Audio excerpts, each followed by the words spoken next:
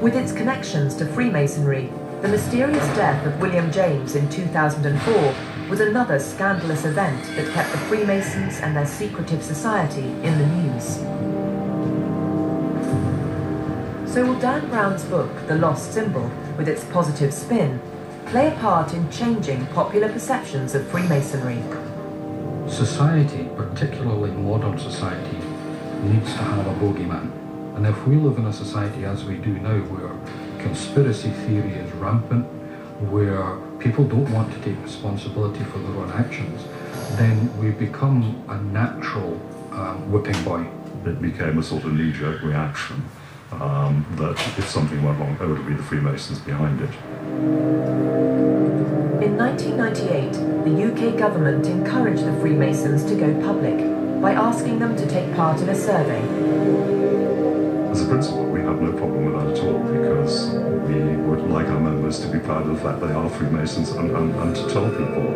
But to single out Freemasonry from all the many organisation individual, that you're subliminally saying to the public, there's something to worry about. This survey actually proved that very few high-ranking UK officials are Freemasons. When they did the statistics on it, the Lord Chancellor, who is in charge of the judicial system, he asked the judges and the magistrates, and less than 5% of judges were Freemasons, and less than 10% of the magistrates. And that rather knocked some of the conspiracy theory out of it. Some Freemasons who were growing tired of the constant slurs took a radical new approach and held a highly visible and very British ceremony. Their patron, the Queen's cousin, His Royal Highness the Duke of Kent, Grand Master of the Order, made the keynote speech. If occasionally, say once in 25 years or so, people can see that our normal business is as we describe it, they may be persuaded to shed whatever unreasonable worries they still have about what in truth is only an inclination to privacy. Freemasons are now inviting the general public to see behind their closed doors. It's a good example of how secretive we are. I mean, this is our national headquarters in London. We get about 30,000 visitors through a year. Anybody can walk in off the street, come into the building, go around the Library Museum, they'll be brought on a conducted tour and have it talked about. So how secretive is that? There may be other reasons why the Masons have now adopted an open-door policy. Membership has been declining.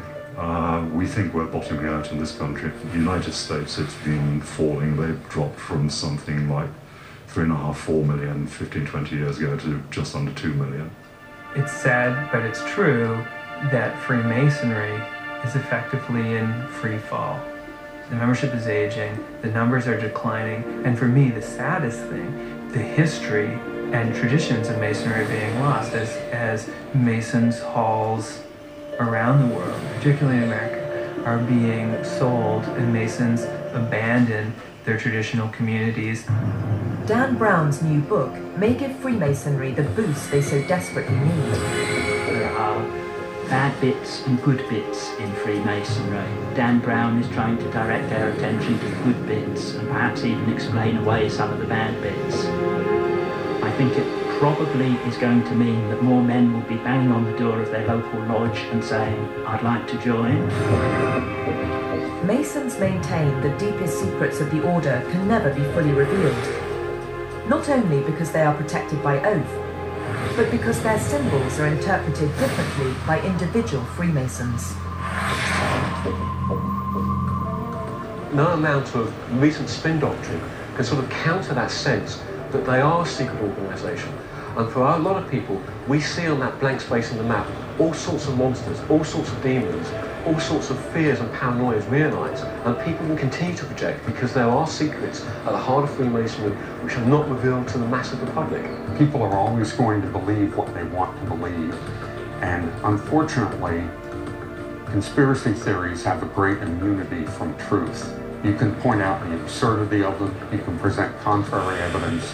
Certain people often want to believe in that conspiracy theory, and that's unfortunate. Everything they do is a metaphor for something else.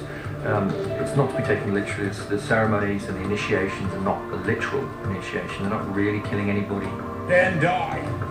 There's none of those things that go on that famously have been said about Freemasons. It's a metaphorical society that isn't a secret society, but it is a society with secrets. It's one reason Dan Brown's The Lost Symbol has become an instant success. What a surprise it might be that we are the heroes rather than the villains that everyone is expecting us to be. And why the Freemasons may still take their secrets with them to the grave.